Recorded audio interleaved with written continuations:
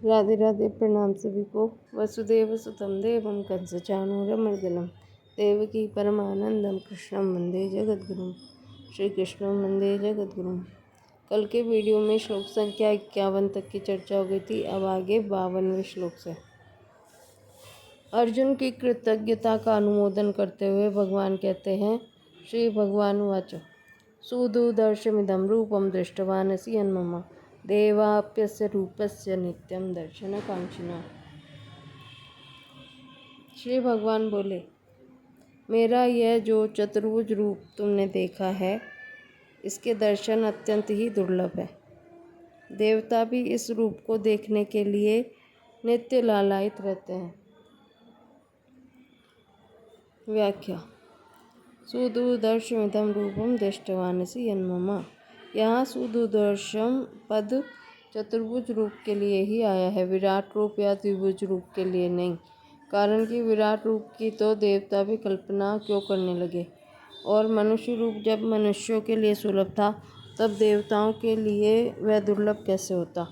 इसलिए सुदुर्दर्शम पद से भगवान विष्णु का चतुर्भुज रूप ही लेना चाहिए, जिसके लिए देव रूपम और स्वकम रूपम पद आए हैं।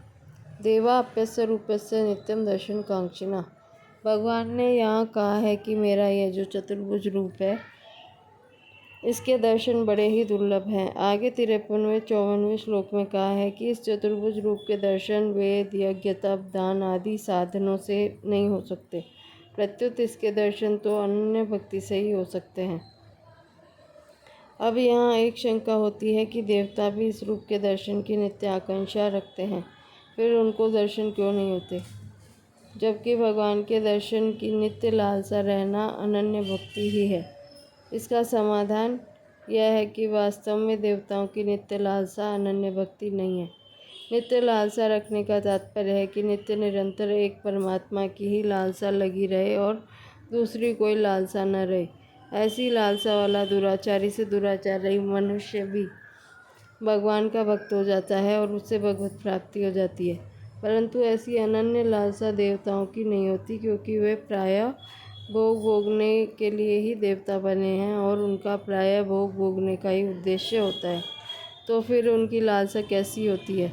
जैसी लालसा प्रायः सभी आस्तिक मनुष्यों में रहती है कि हमें भगवान के दर्शन हो जाए, हमारा कल्याण हो जाए।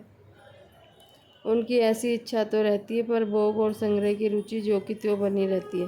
तात्पर्य है कि जैसे मार्ग में चलते हुए किसी को मणि मिल जाए, ऐसे ही हमारी मुक्ति हो जाए तो अच्छी बात है। इस प्रकार जैसे मनुष्यों में मुक्ति की इच्छा गौण होती है, ऐसे ही भगवान दर्शन दे तो हम भी दर्शन कर ले।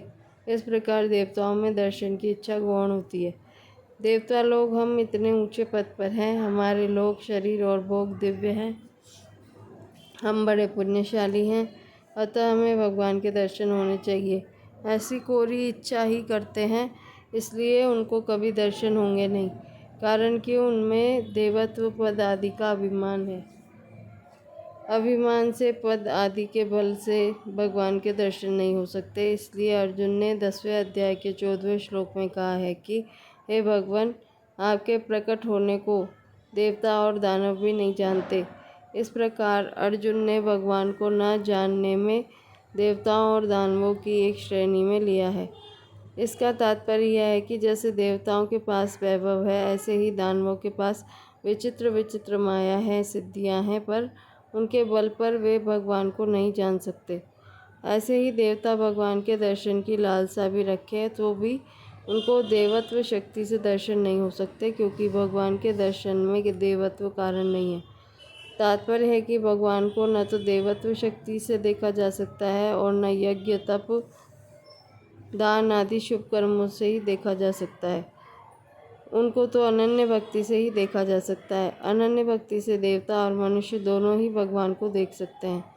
देवा अपि कहने का तात्पर्य है कि जिन पुण्यों के कारण देवताओं को ऊंचा पद मिला है, ऊंचे भोग मिले हैं, उन पुण्यों के बल से, पद आदि के बल से वे भगवान के दर्शन नहीं कर सकते। तात्पर्य है कि पुण्य कर्म ऊंचे लोग ऊंचे भोग तो दे सकता है, पर भगवान के दर्शन कराने में उनकी सामर्थ्य नहीं है। भगवान के दर्शन में यह प्राकृत महत्व कुछ भी मूल्य नहीं रखता।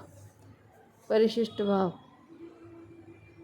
यद्यपि देवताओं का शरीर दिव्य होता है, पर भगवान का शरीर उससे विलक्षण होता है। देवताओं का शरीर भौतिक तेजोमय और भगवान का शरीर चिन्मय होता है। भगवान का शरीर सच्चित आनंदमय, नित्य अलौकिक और अत्यंत दिव्य होता है। अतः देवता भी भगवान को देखने के लिए लालायित रहते हैं। जैसे साधारण लोगों में नए नए स्थान देखने का शौक रहता है, ऐसे ही देवताओं में भगवान को देखने का शौक है, प्रेम नहीं। तात्पर्य है कि जैसे भक्त प्रेम पूर्वक भगवान को देखना चाहते हैं, ऐसे देवता नहीं देखना चाहते। इसलिए भगवान प्रेमी भक्तों के तो अधीन है, पर देवताओं के अधीन नहीं है। पूर्व श्लोक में कही हुई बात को ही भगवान आगे के श्लोक में पुष्ट करते हैं। ना हम वेदेर्न तपसा न दानेन न चेज्जया शक्य एवं विदो दृष्टुम दृष्टवान इति माम यथा। जिस प्रकार तुमने मुझे देखा है, इस प्रकार का चतुर्भुज रूप वाला मैं न तो वेदों से, न तप से, न दान से और न यज्ञ से ही देखा जा सकता हूँ। व्याख्या। दृष्टवानसी माम यथा, तुमने मेरा चतुर्भुज रूप मेरी कृपा से ही देखा है। तात्पर्य है कि मेरे दर्शन मेरी कृपा से ही हो सकते हैं, किसी योग्यता से नहीं। ना हम वेदेर न तपसा न दानेन न चेज्जया शक्य एवं विदो द्रष्टुम। यह एक सिद्धांत की बात है कि जो चीज़ किसी मूल्य से खरीदी जाती है, वह चीज़ उस मूल्य से कम मूल्य की ही होती है। जैसे कोई दुकानदार एक घड़ी 100 रुपये में बेचता है, तो उसने वह घड़ी कम मूल्य में ली है, तभी तो वह 100 रुपये में देता है। इसी तरह अनेक वेदों का अध्ययन करने पर, बहुत बड़ी तपस्या करने पर, बहुत बड़ा दान देने पर तथा बहुत बड़ा यज्ञ अनुष्ठान करने पर भगवान मिल जाएंगे, ऐसी बात नहीं है। कितनी ही महान क्रिया क्यों न हो, कितनी ही योग्यता संपन्न क्यों न की जाए, उसके द्वारा भगवान खरीदे नहीं जा सकते। वे सब के सब मिलकर भी भगवत प्राप्ति का मूल्य नहीं हो सकते। उनके द्वारा भगवान पर अधिकार नहीं जमाया जा सकता। अर्जुन ने इसी अध्याय के 43वें श्लोक में साफ कहा है कि त्रिलोकी में आपके समान भी कोई नहीं है, फिर आपसे अधिक हो ही कैसे सकता है। तात्पर्य है कि आपसे अधिक हुए बिना आप पर अधिकार नहीं किया जा सकता। सांसारिक चीज़ों में तो अधिक योग्यता वाला कम योग्यता वाले पर आधिपत्य कर सकता है। अधिक बुद्धिमान कम बुद्धिमान पर अपना रोब जमा सकता है। अधिक धनवान निर्धनों पर अपनी अधिकता प्रकट कर सकता है, परंतु भगवान किसी बल, बुद्धि, योग्यता, व्यक्ति, वस्तु आदि से खरीदे नहीं जा सकते। कारण कि जिस भगवान के संकल्प मात्र से तत्काल अत्यंत ब्रह्मांडों की रचना हो जाती है, उसे एक ब्रह्मांड के भी किसी अंश में रहने वाले किसी वस्तु, व्यक्ति आदि से कैसे खरीदा जा सकता है। तात्पर्य यह है कि भगवान की प्राप्ति केवल भगवान की कृपा से ही होती है। वह कृपा तब प्राप्त होती है जब मनुष्य अपनी सामर्थ्य, समय, समझ, सामग्री आदि को भगवान के सर्वथा अर्पण करके अपने में सर्वथा निर्बलता, अयोग्यता का अनुभव करता है, अर्थात अपने बल, योग्यता आदि का किंचन मात्र भी अभिमान नहीं करता। इस प्रकार जब वह सर्वथा निर्बल होकर अपने आप को भगवान के सर्वथा समर्पित करके अनन्य भाव से भगवान को पुकारता है, तब भगवान तत्काल प्रकट हो जाते हैं। कारण कि जब तक मनुष्य के अंतःकरण में प्राकृत वस्तु, योग्यता, बल, बुद्धि आदि का महत्व और सहारा रहता है, तब तक भगवान अत्यंत नज़दीक होने पर भी दूर दिखते हैं। इस श्लोक में जो दुर्लभता बताई जाती है, वह चतुर्भुज रूप के लिए ही बताई गई है, विश्व रूप के लिए नहीं। अगर इसको विश्व रूप के लिए ही मान लिया जाए तो पुनरुक्ति दोष आ जाएगा, क्योंकि पहले 48वें श्लोक में विश्व रूप की दुर्बलता बताई जा चुकी है। दूसरी बात, आगे के श्लोक में भगवान ने अनन्य भक्ति से अपने को देखा जाना शक्य बताया है।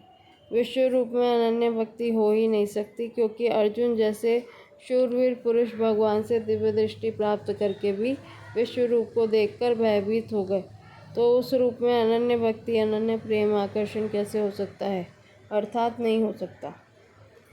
जब कोई किसी साधन से, किसी योग्यता से, किसी सामग्री से आपको प्राप्त नहीं कर सकता, तो फिर आप कैसे प्राप्त किए जाते हैं? इसका उत्तर भगवान आगे के श्लोक में देते हैं। भक्त्या तुरन्या शक्यहमेवं विदोर्जुन ज्ञातुं दृष्टुं च तत्त्वेन प्रवेष्टुं च परन्तप।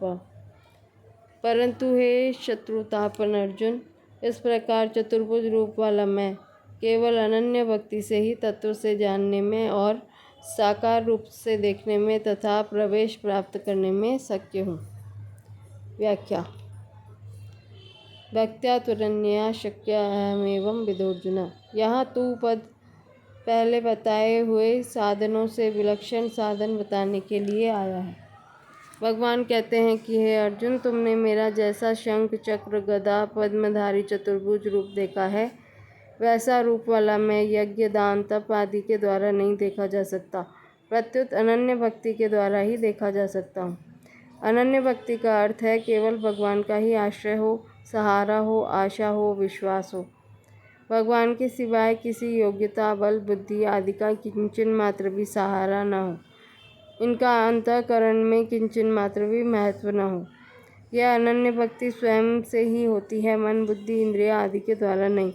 तात्पर्य है कि केवल स्वयं की व्याकुलता पूर्वक उत्कंठा हो, भगवान के दर्शन बिना एक क्षण भी चैन न पड़े, ऐसी जो भीतर में स्वयं की बेचैनी है, वही भगवत प्राप्ति में खास कारण है। इस बेचैनी में व्याकुलता में अनंत जन्मों के अनंत पाप भस्म हो जाते हैं। ऐसी अनन्य भक्ति वालों के लिए ही भगवान ने कहा है, जो अनन्य चित्त वाला भक्त नित्य निरंतर मेरा चिंतन करता है, उसके लिए मैं सुलभ हूँ। और जो अनन्य भक्त मेरा चिंतन करते हुए उपासना करते हैं, उनका योगक्षेम मैं वहन करता हूँ। अनन्य भक्ति का दूसरा तात्पर्य यह है कि अपने में भजन स्मरण करने का, साधन करने का, उत्कंठा पूर्वक पुकारने का जो कुछ सहारा है, वह सहारा किंचन मात्र भी न हो। फिर साधन किसके लिए करना है? केवल अपना अभिमान मिटाने के लिए, अर्थात अपने में जो साधन करने के बल का भान होता है कि साधन के बल रूप में मैं अपना उद्धार कर लूँगा, उसको मिटाने के लिए ही साधन करना है। तात्पर्य है कि भगवान की प्राप्ति साधन करने से नहीं होती, प्रत्युत साधन का अभिमान गलने से होती है। साधन का अभिमान गल जाने से साधक पर भगवान की शुद्ध कृपा असर करती है, अर्थात उस कृपा के आने में कोई आड़ नहीं रहती और उस कृपा से भगवान की प्राप्ति हो जाती है। ज्ञातुम दृष्टुम च तत्त्वेन प्रवेष्टुम, ऐसी अनन्य भक्ति से ही मैं तत्व से जाना जा सकता हूँ, अनन्य भक्ति से ही मैं देखा जा सकता हूँ और अनन्य भक्ति से ही मैं प्राप्त किया जा सकता हूँ। ज्ञान के द्वारा भी भगवान तत्व से जाने जा सकते हैं और प्राप्त किए जा सकते हैं, पर दर्शन देने के लिए भगवान बाध्य नहीं है। ज्ञातुम कहने का तात्पर्य है कि मैं जैसा हूँ वैसा का वैसा जानने में आ जाता हूँ। जानने में आने का यह अर्थ नहीं है कि मैं उसकी बुद्धि के अंतर्गत आ जाता हूँ, प्रत्युत उसकी जानने की शक्ति मेरे में परिपूर्ण हो जाती है।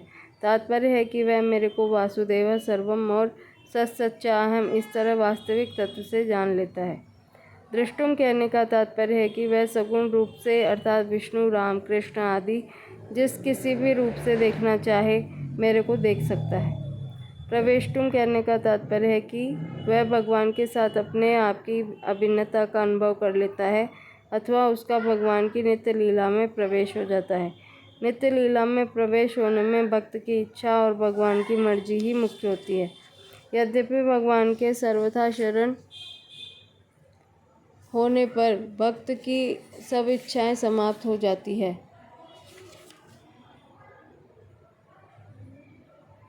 तथापि भगवान की यह एक विलक्षणता है कि भक्त की लीला में प्रवेश होने की जो इच्छा रही है, उसको वे पूरी कर देते हैं।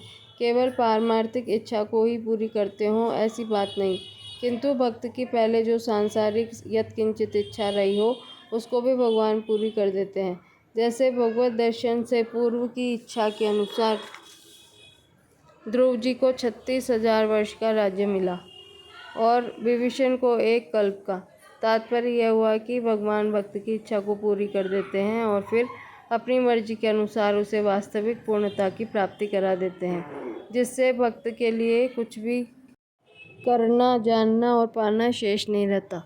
विशेष बात, भक्त की खुद की जो उत्कट अभिलाषा है, उस अभिलाषा में ऐसी ताकत है कि वह भगवान में भी भक्त के मिलने की उत्कंठा पैदा कर देती है।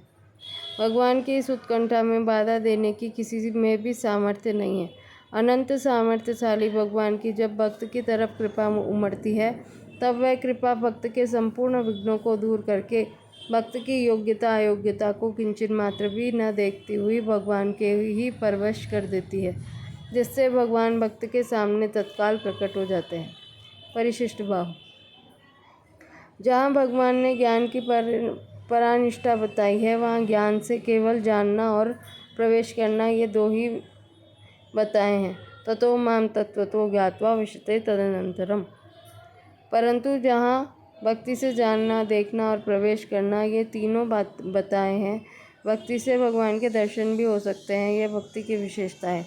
जबकि ज्ञान की परानिष्ठा होने पर भी भगवान के दर्शन नहीं होते, अतः भक्ति की विशेष महिमा है। भक्ति में समग्र की प्राप्ति होती है। ब्रह्म की प्राप्ति में जानना और प्रवेश करना, ये दो ही बातें हो सकती है, पर समग्र की प्राप्ति में जानना, प्रवेश करना और देखना, ये तीनों बातें होती है। कारण कि एक देशीय में एक देशीयता होती है और समग्र में समग्रता होती है। अब भगवान अनन्य भक्ति के साधनों का वर्णन करते हैं। मत कर्म कृन मत परमो मत भक्त संग वर्जित निर्वैर सर्वभूतेषु यः मामेति पांडव।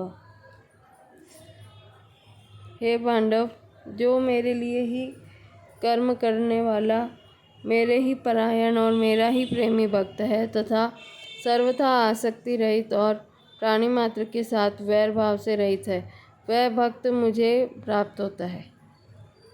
व्याख्या। इस श्लोक में 5 बातें आई हैं। इन पांचों को साधन पंचक भी कहते हैं। इन पांचों बातों के 2 विभाग हैं। पहला भगवान के साथ घनिष्ठता और दूसरा संसार के साथ संबंध विच्छेद। पहले विभाग में मत कर्म कृत मत परमा और मत भक्ता, ये 3 बातें हैं, और दूसरे विभाग में संग वर्जिता और निर्वैर सर्वभूतेषु, ये 2 बातें हैं। मत कर्म कृत, जो जप कीर्तन ध्यान सत्संग स्वाध्याय आदि भगवत संबंधी कर्मों को और वर्ण आश्रम देश काल परिस्थिति आदि के अनुसार प्राप्त लौकिक कर्मों को केवल मेरे लिए ही, अर्थात मेरी प्रसन्नता के लिए ही करता है, वह मत कर्म कृत है। वास्तव में देखा जाए तो कर्म के पारमार्थिक और लौकिक, ये 2 बाह्य रूप होते हैं, पर भीतर में सब कर्म केवल भगवान के लिए ही करने हैं। ऐसा एक ही भाव रहता है, एक ही उद्देश्य रहता है। तात्पर्य यह हुआ कि भक्त शरीर इंद्रिया मन बुद्धि से जो कुछ भी कर्म करता है, वह सब भगवान के लिए ही करता है। कारण कि उसके पास शरीर मन बुद्धि इंद्रियां योग्यता करने की सामर्थ्य समझ आदि जो कुछ है, वह सबके सब भगवान की ही दी हुई है और भगवान की ही है, तथा वह स्वयं भी भगवान का ही है। या तो केवल भगवान की प्रसन्नता के लिए भगवान की आज्ञा के अनुसार भगवान की दी हुई शक्ति से निमित्त मात्र बनकर कार्य करता है, यही उसका मत कर्मकृत होना है। मत परमा, जो मेरे को ही परमोत्कृष्ट समझकर केवल मेरे ही परायण रहता है, अर्थात जिसका परम प्रापणीय परम ध्येय परम आश्रय केवल मैं ही हूँ, ऐसा भक्त मत परमा है। मत भक्ता, जो केवल मेरा ही भक्त है, अर्थात जिसने मेरे साथ अटल संबंध जोड़ लिया है कि मैं केवल भगवान का ही हूँ और केवल भगवान ही मेरे हैं, अर्थात मैं अन्य किसी का भी नहीं हूँ और अन्य कोई भी मेरा नहीं है। ऐसा होने से भगवान में अतिशय प्रेम हो जाता है, क्योंकि जो अपना होता है वह स्वतः प्रिय लगता है। प्रेम की जागृति में अपनापन ही मुख्य है। वह भक्त सब देश में सब काल में संपूर्ण वस्तु व्यक्तियों में और अपने आप में सदा सर्वदा प्रभु को ही परिपूर्ण देखता है। इस दृष्टि से प्रभु सब देश में होने से यहाँ भी हैं, सब काल में होने से अभी भी हैं, संपूर्ण वस्तु व्यक्तियों में होने से मेरे में भी हैं और सबके होने से मेरे भी हैं, ऐसा भाव रखने वाला ही मद्भक्त है। संग वर्जिता निर्वैरा सर्वभूतेषु यः। केवल भगवान के लिए ही कर्म करने से, केवल भगवान के ही परायण रहने से और केवल भगवान का ही भक्त बनने से क्या होता है, इसका उपयुक्त पदों से वर्णन करते हैं कि वह संग वर्जिता हो जाता है, अर्थात उसकी संसार में आसक्ति ममता और कामना नहीं रहती। आसक्ति ममता और कामना से ही संसार के साथ संबंध होता है। भगवान में अनन्य प्रेम होते ही आसक्ति आदि का अत्यंत अभाव हो जाता है। दूसरी बात, जब भक्त को मैं भगवान का ही अंश हूँ इस वास्तविकता का अनुभव हो जाता है, तब उसका भगवान में प्रेम जागृत हो जाता है। प्रेम जागृत होने पर राग का अत्यंत अभाव हो जाता है। राग का अत्यंत अभाव होने से और सर्वत्र भगवत भाव होने से उसके शरीर के साथ कोई कितना भी दुर्व्यवहार करे, उसको मारे पीटे, उसका अनिष्ट करे, तो भी उसके हृदय में अनिष्ट करने वाले के प्रति किंचित मात्र भी वैरभाव उत्पन्न नहीं होता। वह उसमें भगवान की ही मर्जी कृपा मानता है। ऐसे भक्त को भगवान ने निर्वैर सर्वभूतेषु कहा है। संग वर्जिता और निर्वैर सर्वभूतेषु, इन दोनों का वर्णन करने का तात्पर्य उसका संसार से सर्वथा संबंध विच्छेद हो जाता है, यह बताने में है। संसार से संबंध विच्छेद होने पर स्वतः सिद्ध परमात्मा की प्राप्ति हो जाती है। स मामेति, ऐसा ही है मेरा भक्त मेरे को ही प्राप्त हो जाता है। स मामेति में तत्व से जानना, दर्शन करना और प्राप्त होना, ये तीनों ही बातें आ जाती है जो कि पीछे के श्लोक में बताई गई है। तात्पर्य यह है कि जिस उद्देश्य से मनुष्य जन्म हुआ है वह उद्देश्य सर्वथा पूर्ण हो जाता है।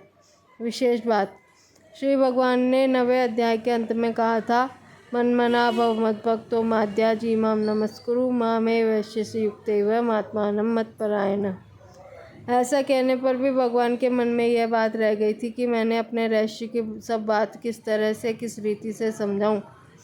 इसी को समझाने के लिए भगवान ने 10वां और 11वां अध्याय कहा है।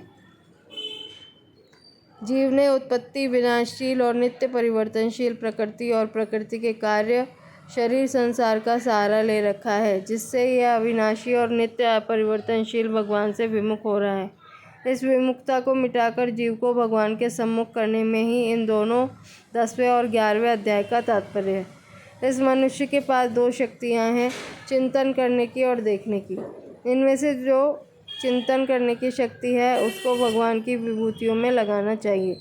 तात्पर्य है कि जिस किसी वस्तु, व्यक्ति आदि में जो कुछ विशेषता, महत्ता, विलक्षणता, अलौकिकता दिखे और उसमें मन चला जाए, उस विशेषता आदि को भगवान की ही मानकर वह भगवान का ही चिंतन होना चाहिए।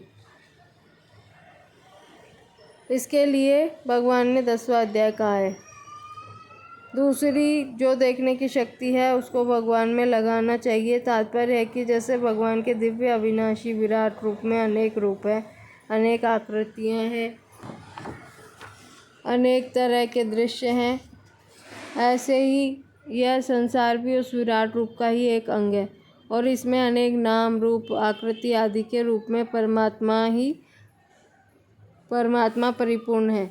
इस दृष्टि से सबको परमात्मा स्वरूप देखे, इसके लिए भगवान ने 11वां अध्याय कहा है। अर्जुन ने भी इन दोनों दृष्टियों के लिए 2 बार प्रार्थना की है।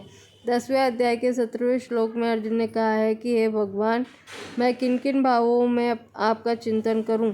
तो भगवान ने चिंतन शक्ति को लगाने के लिए अपनी विभूतियों का वर्णन किया। 11वें अध्याय के आरंभ में अर्जुन ने कहा कि मैं आपके रूप को देखना चाहता हूँ, तो भगवान ने अपना विश्व रूप दिखाया और उसको देखने के लिए अर्जुन को दिव्य चक्षु दिए। तात्पर्य यह हुआ कि साधक को अपनी चिंतन और दर्शन शक्ति को भगवान के सिवाय दूसरी किसी भी जगह खर्च नहीं करनी चाहिए। अर्थात साधक चिंतन करे तो परमात्मा का ही चिंतन करे और जिस किसी को देखे तो उसको परमात्मा स्वरूप ही देखे। परिशिष्ट भाव, जिस भक्ति से भगवान चतुर्भुज रूप से देखे जा सकते हैं उस भक्ति का स्वरूप बताते हैं कि मनुष्य संसार से संबंध विच्छेद करके सर्वथा मेरे परायण हो जाए। मत कर्म कृत, यह स्थूल शरीर से भगवान के परायण होना है। मत परम, यह सूक्ष्म तथा कारण शरीर से भगवान के परायण होना है। और मत भक्त, यह स्वयं से भगवान के परायण होना है, क्योंकि मैं भगवान का हूँ और भगवान मेरे हैं, यह स्वयं की स्वीकृति है। स मामेति पद ओम से समग्र की प्राप्ति बताई गई है। ओम तत्सदिति श्रीमद्भगवद्गीतासु उपनिषत्सु ब्रह्म विद्यायां योगशास्त्रे श्री कृष्णार्जुन संवादे विश्वरूप दर्शन योगो नाम एकादशोऽध्याय। इस प्रकार ओम तत्सत इन भगवान नामों के उच्चारण पूर्वक ब्रह्म विद्या और योग शास्त्र में श्रीमद् भगवद्गीतोपनिषद में श्री कृष्णार्जुन संवाद में विश्वरूप दर्शन योग नामक 11वां अध्याय पूर्ण हुआ।